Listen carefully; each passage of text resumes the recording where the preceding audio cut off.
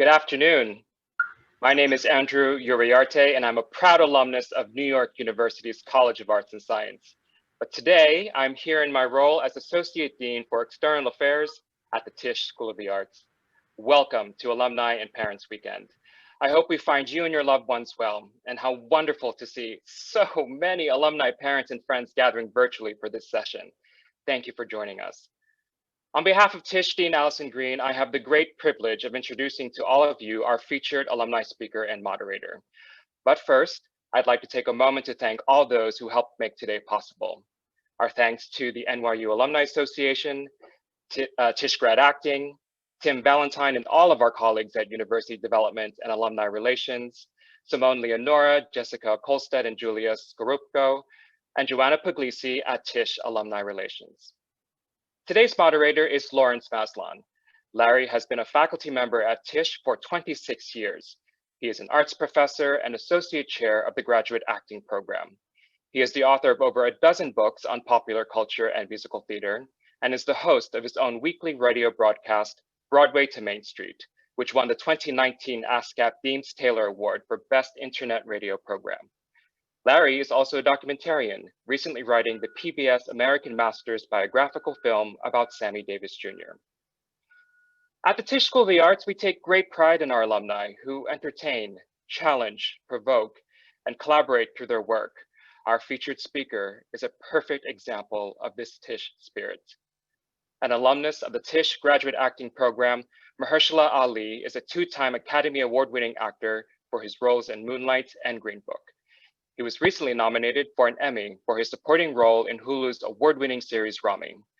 Mahershala will next star in Swan Song, written and directed by Academy Award winner Benjamin Cleary for Apple TV+, and as Blade in the anticipated upcoming Marvel film. In 2019, he produced the HBO documentary We Are the Dream, which recently won the Emmy in the category of Outstanding Children's Program. Also that year, Mahershala was nominated for an Emmy, Golden Globe, and SAG Award for his role in HBO's True Detective. And now, without further ado, please welcome Larry Maslan and Mahershala Ali. And here we are. Hey, Mahershala, how are you? I'm well. How are you? Good. I'm coming from New York, from Broadway. You're coming from Vancouver. I'm glad to hear everybody is safe and sane in your world. Thank you. So we're wishing that. So I just want to follow up on what Drew said. You won Emmy only a couple weeks ago for We Are the Dream, a documentary that you executive produced. So here's my burning question for you. Yes. Does this mean the heat is now on Sterling K. Brown to win an Oscar? When in the introduction, I was thinking, wow, man, I'm trying to catch up with Sterling, you know? Sterling's doing all right, man. Oh man, But I know you two were neck and neck coming into awards season, right? But you have two Oscars, he has two Emmys. I think maybe you moved down the board a little bit from Sterling. There's a lot on the way for Sterling, though. He's so talented and such an amazing person. So it's great it's just a joy for me to have witnessed his growth and know where he comes from, and to witness a similar healthy struggle in the business. And to see him emerge and be blossoming the way he is. And I'm pretty confident like this is just the tip of the iceberg, you know, for him, because we all got a sense many years ago about the range of his talent. And so it's just a real joy and an inspiration for me to see his talents continue to unfold, and the recognition, the well-deserved recognition come along with it. Like just watching him in Marvelous Miss Maisel, for instance, is just the range, just so impressive. So he's just a phenomenal talent and great person. I know you two overlapped at school, and we'll get to that here at the graduate acting program. But talking about range of talent, I mean, your career has been, you know, every time we go, well, Mahershala, you know, cleared that hurdle, you turn around and you're doing something that no one even expected you to do, and clearing that hurdle. So let's go back a little bit. I'm always interested. certainly in our students. I was your teacher back here. You were class of Yeah. 2000.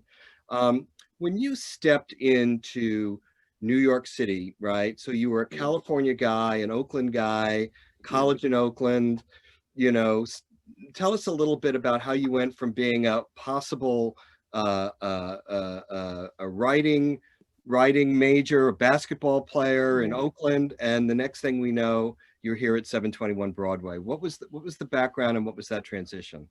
Wow. Well, so much of it for me connects back to my father, and I think he passed away when I was 20. And but you know, when I was growing up, I spent a lot of time backstage. You know, he did a little bit of Broadway, but he traveled quite a bit. Like so, and what I remember him traveling. To be clear, he was a dancer, right? Sorry, he was a dancer. He's a dancer, singer, but he called himself an actor, right? And at that time, that didn't quite make sense to me until I got to NYU, until we were doing cabaret with Deb Lapidus, right? And me being fairly limited in terms of like vocally, but she was so encouraging of us all and emphasized us acting through these moments, right? And then it began to click why my father thought of himself as an actor, and I got to acting so late, you know, and he was, at least within my family, very known for dancing and had emphasized that, and that's what essentially got him to New York and to Dance Theater Harlem at that time and all these other things. So in growing up and behind stage doing Dream Girls, traveling a little bit with him, witnessing other things he did, also seeing when he was between jobs doing extra work and just the things that he could do to keep himself going until he got the next good gig that would carry him for another 9 months, a year, 2 years or whatnot. Just kind of witnessing that whole struggle or that whole journey was fascinating for me, and I was always in awe of that. But I was at my natural talent, at least what was natural for me was athletics. I started playing sports at a very early age, and for me that appeared to be my ticket. And I'd set some goals for myself to get a scholarship, you know, to play basketball and go to school, try to go to school for free. And after he passed away, or in the process of him passing away, I think I got like really reflective. I started writing quite a bit. That was kind of the start for me of in a healthy way being reflective, but I think it also dipped into like this sort of reclusiveness that I still definitely carry with myself to this day. But while I was playing basketball at St. Mary's College, I was introduced to theater, to acting. And I did some theater there. It was the first time where I felt this really strong connection with what I had seen growing up, just on stage, and actually getting to experience it now myself, and therefore feeling like, oh wow, this is what my father does, right? And I got enough positive feedback process of discovering theater and doing a class or two at St. Mary's College, where I felt like I had my I sort of had my life sign or sort of a larger directive to go in that direction. And so, being a fairly ambitious young person at that time, and after getting some positive feedback from a teacher by the name of Rebecca Engel at St. Mary's College, I decided, like, well, you know what? I'm going to audition for NYU and Yale just to see if I can get into one of these programs. And I remember my Yale application was postmarked like date, and they sent me a letter to tell me my application was late and I wouldn't be able to audition. So I only ended up auditioning for NYU. And I've never heard so, of the and getting in school you mentioned, the school Yale. I've never heard of that place. me either. Yeah. But but so I ended up auditioning for NYU, and I also had the intention of auditioning for Columbia.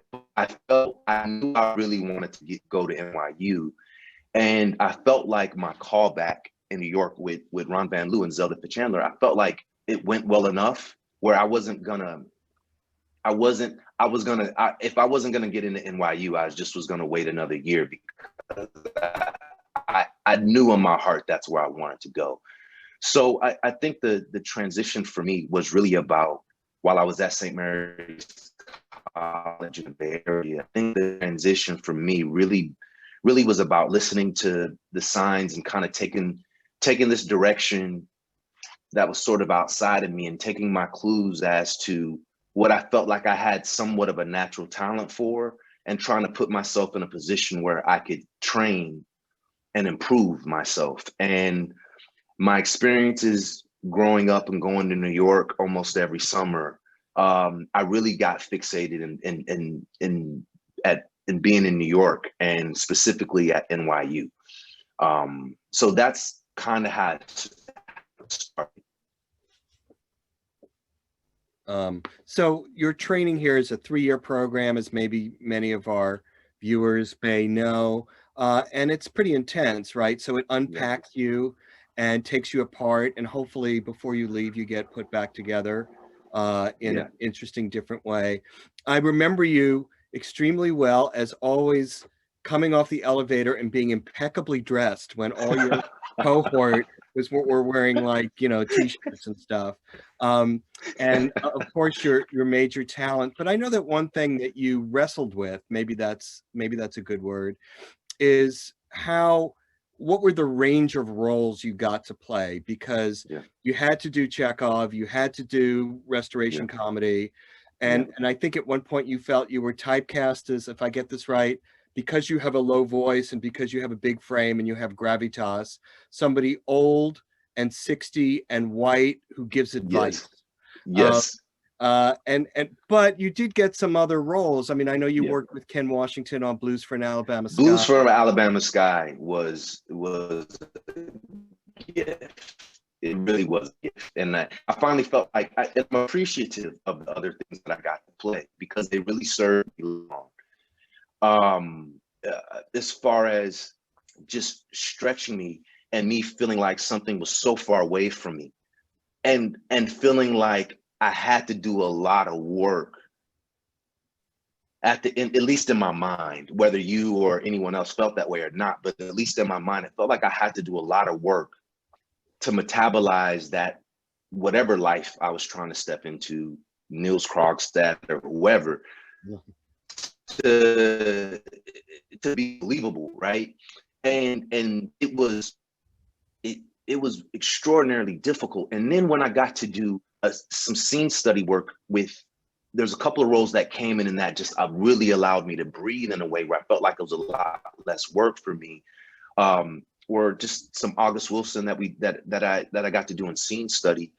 But particularly, I feel like what just gave me life that third year and gave me so much confidence and just room to breathe was Blues for an Alabama Sky, and doing that play with Ken Washington and Andre Rishi and Bree and Erica Tazzle, and so just getting to do that play just gave me so much energy and confidence, because I felt like I was in some ways like living and speaking in a world that felt like a dialect that I kind of easily understood. That felt really easy compared to the things that were really difficult to kind of get to. So by the time I graduated, I felt like I had a lot of confidence, though, because if I had gone through that whole experience and didn't get to touch on those characters, I think I could have left and been a little unclear about my own identity, you know? And so what I really appreciate, though, is that 3-year process, that 3-year journey of sort of being deconstructed and and you're kind of left to be the responsible one. And it's also taught there that you're gonna have to put yourself together and figure this out over the course of years, right? You think you go to school for 3 years and you come out and you can do it. You're just you got it all figured out. And if anything, you get out of school and you begin to look at all the parts of you that have been sort of dismantled, and you start to kind of like reconfigure your instrument and use certain elements of yourself, and you and lean on certain ingredients or attributes that you may have, and sort of orchestrate those things in a way that is appropriate for whatever job or role that you may be faced with at that time. And so I'm not sure, I'm sure there's always better ways to do things, but in the end, it was a way of doing things that actually served me in the long run, because I as a whole, I ended up understanding something about my instrument. And I also feel like I began to understand things about the world because of having to step in the shoes of such a wide range of characters or worlds, and always carry a certain empathy and understanding, and always sort of advocating and learning to advocate and truly believe in the wants, needs, journey, aspirations of the character that I was stepping into. And so I felt very stretched by the time I got out. And the challenging thing though is, and I think what grad school can kind of set you up to be somewhat, at least in the time in which I was coming out of school 20 years ago, it can kind of set you up to be a little bit disappointed in the world, right? Because you're not going to suddenly, it's not about colorblind casting or you getting to play all these interesting characters or things that challenge you in a certain way. Like, you begin to deal with the very narrow perspective and framework of how Hollywood sees you, and what or the industry, I should say, sees you, sees your culture, or sees what you may or may not be right for. And so then a very new fight begins to happen, where you're trying to prove that you can do more because you've experienced doing more, because you're like, I'm playing a 65-year-old white dude 2 years ago in this play, and I felt like we did pretty good. So I know I can play this character. I feel like I should be given the opportunity. I feel up for the challenge. So I think it created a real determination for me to make choices that felt as broad and diverse as possible, so that I stayed engaged and interested, and so that I could keep learning things. And as soon as I felt like I had experienced the character before, I kind of done something very similar to this, I really tried to practice saying no, to and waiting on the next choice that I wasn't quite sure I could do. And so I try to say things that I try to say yes to things that I'm not totally confident about, that I feel a little bit unclear on, That's great. I mean, it just sort of leads me to another question about school, and then we can pivot to your career. In Green Book, Doc Shipley has a line where he says, I think you have a narrow assessment of me. So that phrase really stuck with me. It's like, to be an actor of color, when you graduated in 2000, I think life is very subtly and not so subtly different now.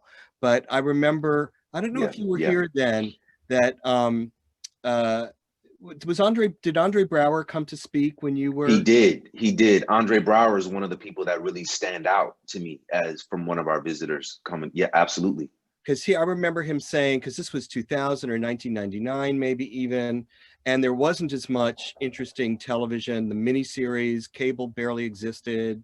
Indie film was doing okay. Broadway was a thing. And somebody said, what's it like for you? And Andre, I think he was doing, what was he doing then? I forget, Emperor Jones, maybe? Anyway, and he said, I get offered a lot of stuff. Like, I've done all the Law and Order. I get offered, you know, drug addicts or drug dealers or pimps or whatever. And he said, I had to draw a line because Yeah. I had to look in my soul and said, I don't want to take any role that I would not want my mother to see me play. And I remember that like it was yesterday, him Yeah. saying that. And I'm just wondering, when you made the transition out of school, I think you Yeah. were already had some representation before you graduated, or at least some interest. Is that correct? There's a story about that, but yeah, Oh, yeah, come because on, of story. school, we invited three different like sort of tiers of agents. And one of them, who I won't necessarily name right now, but one of them came, and definitely what he had to say resonated with me. So I called him and said, "Hey man, I think you're my agent." And he kind of laughed. So that's how I ended up getting representation. I kind of bugged them.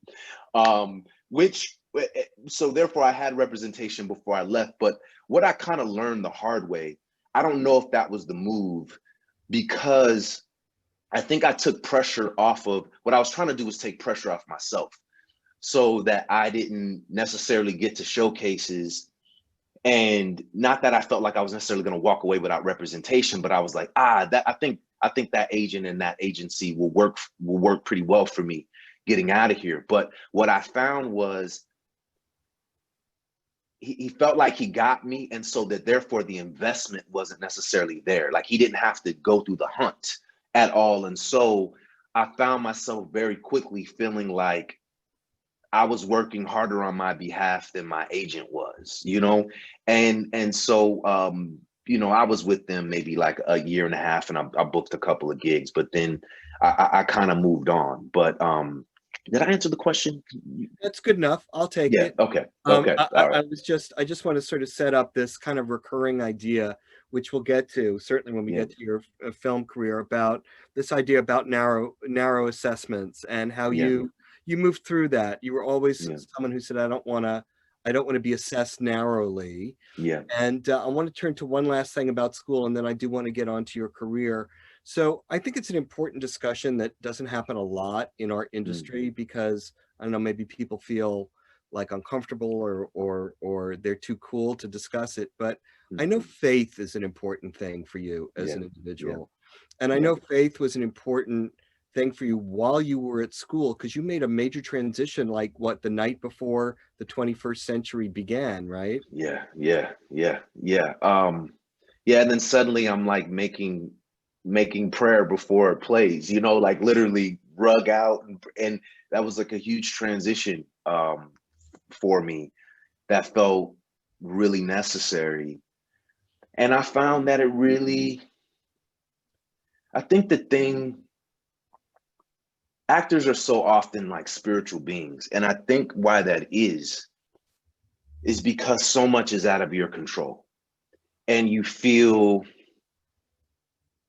you kind of there's a lot of anxiety involved in this work and with audiences and whatnot. And so, and then also just the fact that you're trying to embody someone else, and you want to get things right or get things true, and it's away from you. You're trying to like pull it to you. You're trying to ingest it. You're trying to get it in your bones. And I think because you're so often you're dealing with the unknown and something that feels beyond you, that for me it just gave me so much comfort to live in that place of I don't know what I'm doing. I don't know how to do this. I do the best I can, but at the end of the day, I feel like for me, it's I need your help. And then in that moment, I kid you not, I feel like my relationship to the work began to change. That as much as it's important for you to be able to work with Levi Chule or whoever it is that is Ken Washington or whoever is directing you at the time, there's this thing that I remember that clicked for me while I was in my third year, where I felt more confidence in directing myself from saying yes in my mind, like to choices or decisions. And for me, I don't literally mean this, but I felt like for me, my instincts felt like I was getting direction from a different place. It was just permission, right? And so the more I found myself praying or just being in relationship with spirit, I still feel like I have the capacity, and I feel everyone has the capacity to pull from beyond, and so when you're in scene study class and the goal is like you want to be so much in the moment where you're surprising yourself constantly, like you're living in the moment, that I feel like as the more I work to develop my relationship with God, I felt like I've had a greater ability to live in the moment and be trusting, to lean forward in scenes, so to speak, where you could sort of fall on your face, like in just putting yourself out there and not having to not be anticipating, not have to have everything plotted out and planned out. And so I think my faith has played a huge part in and just development my relationship with character, with the choices I make. And that isn't like I'm necessarily trying to play angels either. I just think, if anything, it's pushed me to have more empathy for characters, to understand that no one sees themselves as a villain, and to work to understand where that character is coming from and where it is that they see themselves going, and what it is that they want from themselves. And what is that? One of the first questions I ask is, for myself personally, is what is this character's relationship to God? Is he an atheist?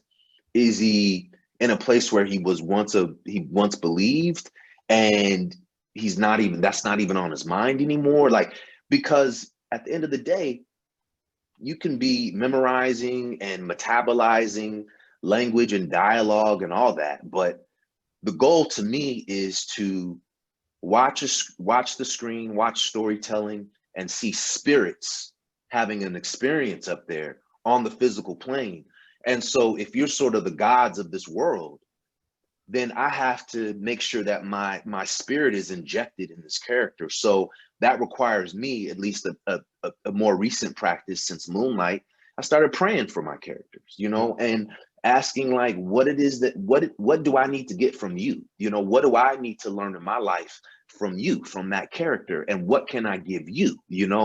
And so, and I think that has added a dimension to my work, and it's nothing anyone told me to do. It's just me experimenting and working to learn, and really working to bring all of myself to these roles, and also working to really understand the fullness and what they have to offer me as well. So there's a real reciprocity there, Interesting. So I was talking to one of the, just so that people know, about a year ago, Mahershala stopped by on the 5th floor just to visit. And I said, hey, do you have half an hour? And he very generously spoke to the second-year students who, they went totally bonkers. But I was talking to a student who was in that class, and he sent me a quote, because I asked him, I said, what do you remember about that day? And this is a quote from one of our acting teachers who took over for Ron Van Loo, Richard Feldman. And I want to read this to you, Mahershala, because I think I'd love to hear your thoughts about this. As for characters in plays, I think they have their own lives, their own integrity before the actor comes along to play them. But it may be they are a different order of being. They yearn to join with another psyche, to become one with the body. They come to life through joining in a way with an actor in a way they weren't alive before. But maybe it's the same way when we fall in love. When we meet another person we're in love with, we yearn to become known, and we're willing to risk our integrity in order to connect with a character that's just written on the page. Bullseye.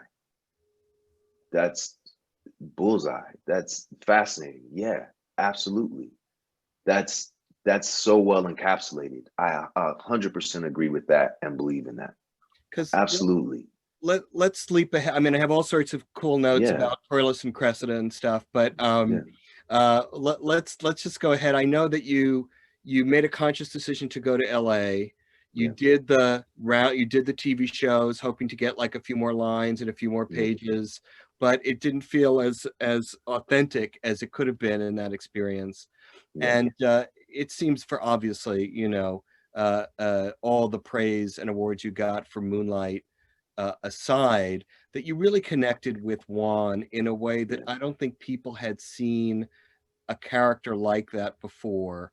And yeah, a person who teaches in film here said to me, great all films are genres at the end of the day. They yeah, really, there's a cop movie or a boxing movie or a thriller movie or a superhero movie. The interesting thing is when someone can inhabit a character in a genre and make you see that genre in a different way.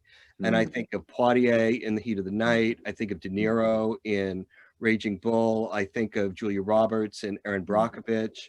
mm, Um, and what you did with Juan, because a drug dealer, on the outskirts of mainstream society, okay, you go like this on cable and you'll see 20 of those in a very yeah, cliche way. yes. So how did you meet him? How did you meet that character, and how did that Mm. conjoinment sort of happen for you? And I want to go back before I answer that. I want to go back to something that Andre Brower had said that you'd mentioned earlier about not wanting to play drug dealers or pimps and whatnot.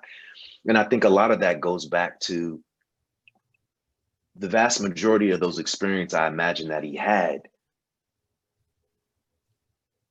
He wasn't meeting characters that were coming from a real place, right? And who was writing those characters. So for you to be able to have empathy and recognize the integrity in that character, it isn't there if the person that's writing it doesn't see the integrity and doesn't introduce that to the character, right? While they're sitting down typing on their typewriter or computer or whatever it is that they're using at that time. And I think going to Moonlight, the fact that Terrell Alvin McCraney had that experience and had a very real relationship with that character Juan, who in his life, who was named Blue in his play.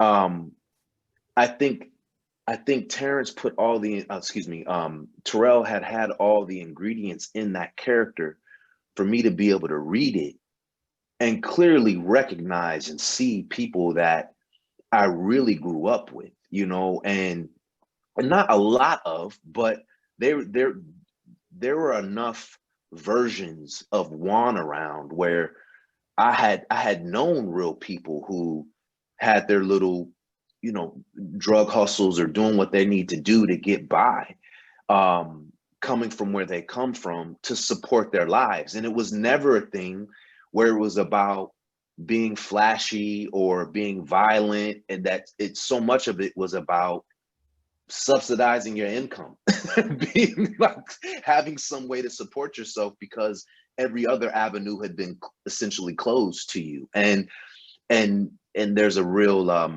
uh, and that can sometimes be a generational thing where people are just born into just less opportunity and just trying to find a way to make it work.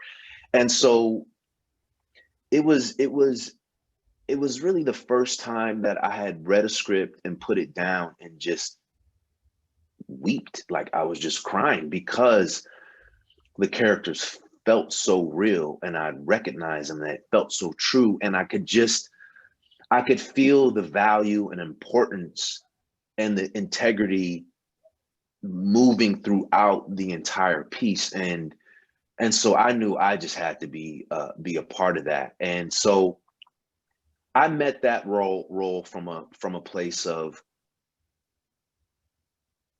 re-recognizing where I came from. Because if you think it had been, for me in terms of acting, it basically had been a 20-year journey by the time I had Moonlight in my hands, almost, as if I really look back to when I started acting. And again, you can work on Chekhov and Ibsen and August Wilson and Pearl Cleage and everybody else.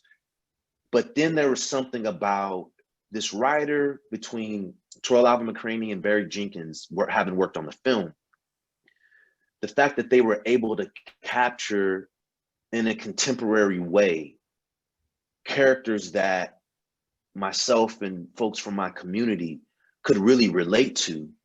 But then in terms of the heart and investment and the poetry and the language was also sort of Shakespearean in its own way. It was mind-blowing for me. And so I quickly thought of a couple of people from my past, one in particular who was a substitute teacher who had later on got in trouble for having being a drug dealer. And I didn't know, like I had known him all my life. And when I was in college at St. Mary's, I found out he had gotten arrested and was put in jail. But this guy was an amazing guy and worked with me on my game playing basketball. He had dated my aunt for a while, like just an amazing guy. And I don't think any less of him to this day because of what he's been through. But I just know that was a character that I had never seen before. And I'd never seen somebody who was a drug dealer, but who also had love in his heart and compassion. And I could get choked up talking about him now if I think about him too deeply, because again, that was new for me. And it reminded me of a whole swath of people, a whole community of people and type of person that existed who was up to that point been ignored. And if you look at films that focus on white collar crime that are engaging and interesting, or several other types of crime, so often those characters are infused with these amazing heroic attributes, and we still see them as full humans. And I had never experienced that and seen that from a character in my skin. And so it was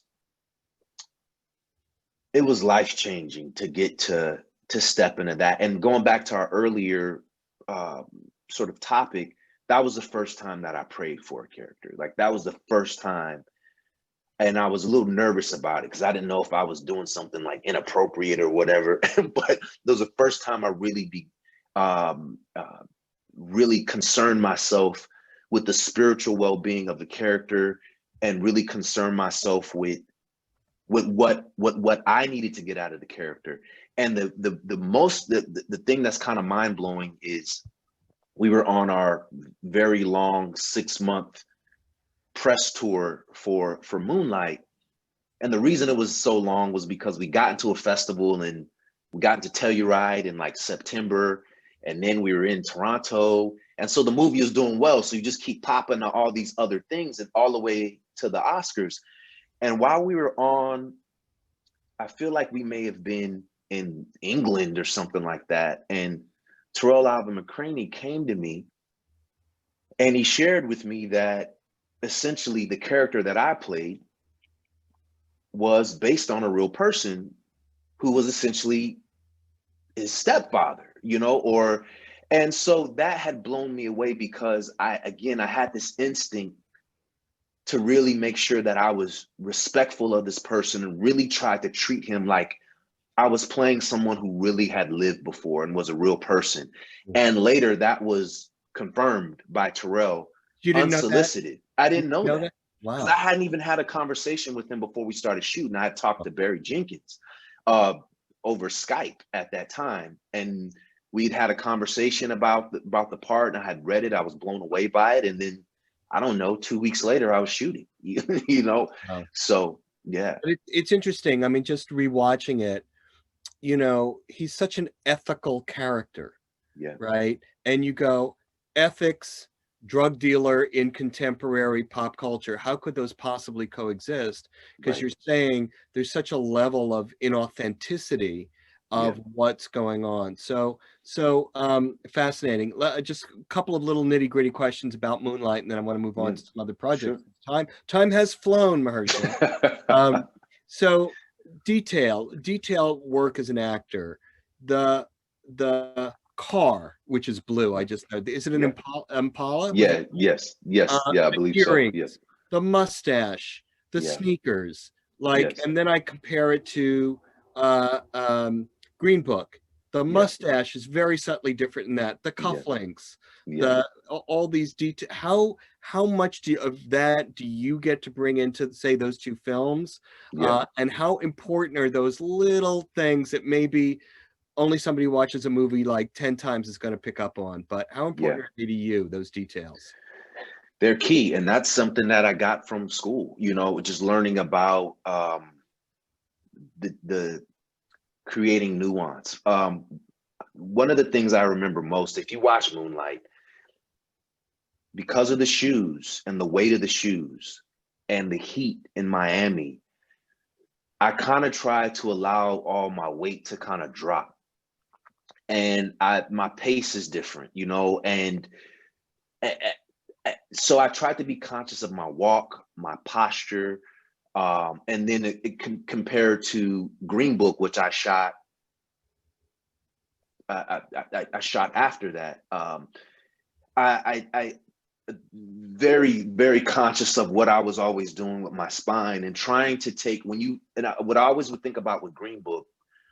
If I was on the train in New York City, anytime a dancer walked on the train, you knew that was a dancer. 100% of the time, right?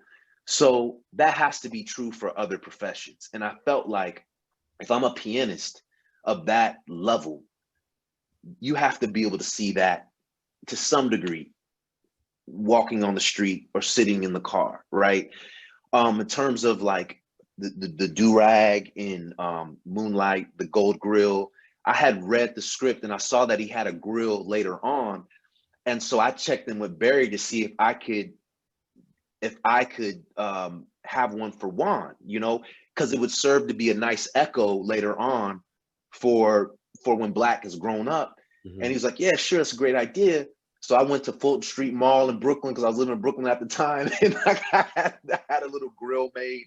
The earrings, like just those little details you begin to get into. And I think you want to do a work that always goes beyond the wardrobe stylist. Like even at NYU, there was the budgets are limited. Like this is school, right? Right. So I remember doing Blues for an Alabama Sky. If you look in those pictures I have on Stacey Adams, I bought those because I wanted more weight. The shoes I had, they were cheap and plastic. It was whatever they could pull. Right. And it didn't feel right to me. So I went to the West Village. There was a store over there, and I bought some Stacey Adams, and they had a nice weight to them. They were appropriate for the time. I bought a black and a brown pair, and that was sort of like a contribution or detail that I had brought to it. And they were like, all right, great. They look great, but they gave me a little bit more weight, and I felt more grounded as a character, which is more of like acting inside baseball, but it helped me. So in terms of like developing character, impacting looks, shaving and all that, that was me kind of doing that. I've done that sort of throughout my career, and like just trying to establish these little details that would help give me, first and foremost for me, give me a sense that I had transformed to some degree. Because if I can believe that, then I got a shot at the audience believing that, along with vocal work and maybe turning up the volume on your enunciation or turning it down. All those little details are things that I can get sort of fixated on and then attempt to sort of just let go of. But they're critically important because especially as an audience gets to know you more and gets more familiar with your work, you want to try to do little things that allow them to continue to go on this journey with you as you make choices, as you step into film and television and theater, where they're not seeing name the actor. You don't want to necessarily go, oh, Sterling's starring in such. You want to walk away feeling like you're watching a character, right? Or you're watching a story. So yes. Yeah, I mean, those details, they're so, how can I put it? They're so not noticeable that they're noticeable if you know the acting business, right? Yes. We know that you know, right? So even the way you drove with your steering wheel in Moonlight, that, you know, that, and I know you said to, I think maybe you were talking with Sterling, and you said to have people stop you on the street and say, hey, it's Mahershala Ali is Right. one thing, but to hear them say, it's Dr. Shipley, that's Yeah. another sort of category for him, right? Yes. Yes. So I want to pivot a little bit in the time we have to two things, which I Yeah. think are important. One is like genres in the business. That's something that really fascinates me. Yeah. I'm a comic book geek. I look Yeah. at your resume. I see In the Spider-Verse. I see Alita. I see Invincible, which you're doing, one Yeah. of my favorite strips, whatever. Yeah. And one of my a colleague of yours, Yeah. an alum of this program, who I will not name out of discretion, came up to me one day, came and visited, because I'm a big comic book fan. And he said, do you know blah, blah, this character? And I said, do I know blah, blah, blah, this character? Come into my office. Let's talk. Why? Well, there's some interest from Marvel in my doing this particular character. And I need to know more and whatever. And I'm really jazzed. And I saw this actor 4 months later and I said, what happened? He said, you're going to do it. So I want to tell people that you're playing blah, blah, blah, blah, blah. And he was like, no. I decided it was going to take too much of my life to, in this day and age, hook up with a license, right? A licensed character. So on the back of my book, I don't know if you can see that, there is Blade Vampire Hunter. I have a little sticker. So forget being reached out. Like the most powerful character in the Marvel universe is not the Hulk, it's Kevin Feige. Yes. Right? And 100%. Yeah, so tell me this journey with going like in the deep end with a genre character. Oh man. Well, I had the opportunity to do. I was coming off of House of Cards. I was working to get off the show because I was looking at my journey, and I started to feel a little bit nervous because I was on a good show. But that could easily play and be on television for 6 years, House of Cards.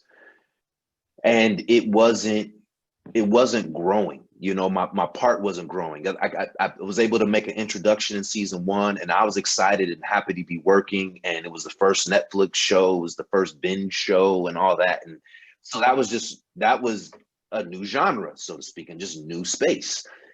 And then year 2, I actually got to do a little bit more, and I felt great about that. But then they were kind of going in a different direction in year 3 and really focusing on the 2 lead characters and building them out more. So in that process, I was like, I'm gonna get stuck on this. So I worked to get off of that, and they were so gracious and kind, and eventually that happened. And immediately after that, I'm coming off of House of Cards, finishing that season, and I was doing Moonlight and Luke Cage. And I committed to doing Luke Cage because they were going to kill the character. So I was like, great, I'll do that. And I knew that it was Cheo Coker was going to write for me because he was really excited to have me. And it was the first time I experienced getting to speak with a writer who was really excited to work with me. Like, that was new. I hadn't experienced that before. And so he really tried to develop that character out. Again, always with the intention of Cottonmouth dying. Fast forward to the premiere, and I'm sitting there in New York, in Harlem, with my agent, and we're at the premiere, and it plays, and everyone went nuts, and it was exciting and fun to watch, and amazing to see, just get to exist in that sort of space. And I turned to my agent and I said, "What are they doing with Blade? I would love to play Blade." And man, I don't really care about all these rules of so-and-so existed in this cinematic world. I don't care about that. I was like, all they can do is say no. And so that began, and I got to give a lot of credit to my agent, because as he began to approach people about it, and they were trying to work out the rights to it and all that kind of stuff still, they were originally, and this is before it really got to Kevin Feige, they were really interested in kind of probably finding a way for it to exist in the TV streaming space. And I was like, if I don't make this leap now, it's not going to happen. So I wasn't interested in doing the TV thing because I'd already done it, and I've done so much television. So after, it took a while, but it made its way up the ranks to Kevin Feige, and eventually we got to sit down and have a real in-depth talk about it, and at least what I saw in the character, the opportunities that I saw in the character, and for reintroducing him to an audience, to a new audience. And so that began the process, and leading up to where we are now. I can't speak much on it, but it's a priority there, and they're working it out. So I'm really excited to dip into that world, to learn more about it. I think I've always been attracted to things that feel a little darker, that you can bring a charisma to, and lightning spots. And I love that. I love, all the superheroes are great, but I love that just inherently in him being a vampire hunter, that there's like a certain amount of like grit and darkness there that I think is a healthy contribution to a world that essentially is targeted to a younger audience at first, right? And then people grow up and they hold on to their relationships with these characters, and then they get older and they still love the Hulk or Iron Man, and you name it, you know? And so I was excited about how unique Blade feels in that universe, and it compared to the characters that we've seen emerge thus far, and I'm really excited to make a contribution. And I know it is one of those, and what makes me nervous about the world is you see people get kind of sucked into that, and it's hard to come out of it, you know? And so I've worked really hard to make a diverse and wide range of choices, and I'm hoping that I'm able to continue to do that. And if anything, that Blade be an addition, and something that feels like it sort of stretches my resume, so to speak, you know? Well, I have to say, I wish you had been here on the floor when news broke. If you were going up and down the hall going, Mahershala's playing Blade. You Wow, know, wow, there people were wow. all in, and in that very, very difficult world, it looks like Yeah. everybody is totally thumbs up with their wooden daggers and stuff. So Yes. I hope it works out for you. Thank you. I mean, the only thing more fun than watching you like do stuff in the movies and TV is like talking to you. But our time is winding down, so I want to get into as we went down. It's a big topic, so I don't expect to get it perfectly. But if you and I had this discussion in March or April, it would be a different discussion than the one we're having now, right? Okay. So since May, America has changed a lot, and the role of people of color in the industry on the set and behind the set has changed. And you and Sterling, there's this great interview you guys did on IndieWire, which I recommend to everyone. Check it out. And you and Sterling came up with this idea between representation and inclusion. And those being two, they sound similar, but they're not. And you're wanting to do not just work as like the first Black female millionaire, the first Black NASA worker, whatever, that you want to sort of transcend that. Could you just talk a little bit about where you see your personal politics in the industry moving forward? Yeah, I think, and in part because it sort of exoticizes the Black experience, right? Like it's for you to be worthy of a story, you have to be breaking some record, or you have to be breaking through some wall. And what I would love to see is the aspects of our lives that are very similar across the board: love, loss, divorce, happiness, you know, the things that people are chasing and going for, the extraordinary in the ordinary, right? The mundane aspects of life. I would love to see, I want to see normal, I want to see life in terms of like the things that people of color sort of experience that other people experience. I want those things to also be worthy of stories. And plays and films and series work and all that, right?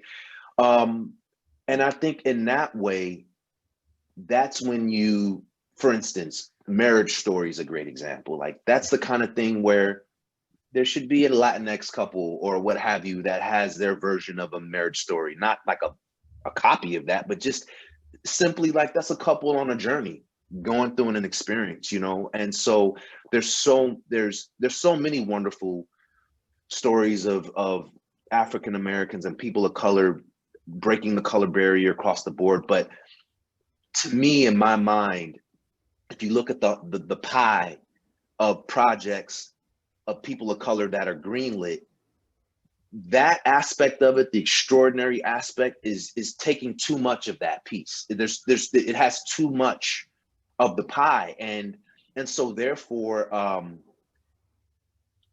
it doesn't allow the everyday person, the everyday experience, to really be humanized in the same way. You know, I just, in my experience as someone who's had some success, I found that success has given me license to walk into certain stores and suddenly you're treated equal or sort of even elevated. But before those, you're having these experiences where you're reminded that you probably don't belong there, at least in their mind, you know? And so I think it's very important in our entertainment and in our storytelling in the world to be able to see these aspects of life that are truly relatable across the board, across culture, but are just specific to whatever it is that those particular people are going through at that time, you know? And I don't know if that's a very eloquent or articulate explanation of what I'm attempting to do, but I would love to begin to support, or I've been trying to do that, but really trying to support and lean on things where there is a mundane quality to it, but there's something extraordinary in that person's life, you know, just like so many other stories that have been supported and greenlit over time have had. Yeah, interesting. Well, I certainly, it's certainly quite moving to hear you talk about that. I know that in terms of someone who isn't mundane, I hope to see the Jack Johnson project happen, because that's a character you've been living with for Yeah. almost 18, 20 years in one form Yes. or another. So we look forward Yes. to that. And, you know, everything you do has just such integrity, whether you're on camera or working behind the camera to make stories and projects blossom and grow for everyone. So, you know, I wish we had more time, but I wish you all the best, Mahershala. And I know there's a lot of requests here on the 5th floor. When you figure out the Blade playlist, Okay. that you let us know what those titles I got you. are. All right, I you got keep you. it secret as long as you want. Got you. Point, they're dying to hear it. You'll be the first to have it. I will send you the link. Okay, awesome, man. Thanks so much, Mahershala. Thank you, Larry. Thank you, everyone, for tuning in. Appreciate it. Stay All safe right, you too. All right, bye-bye. Thank you.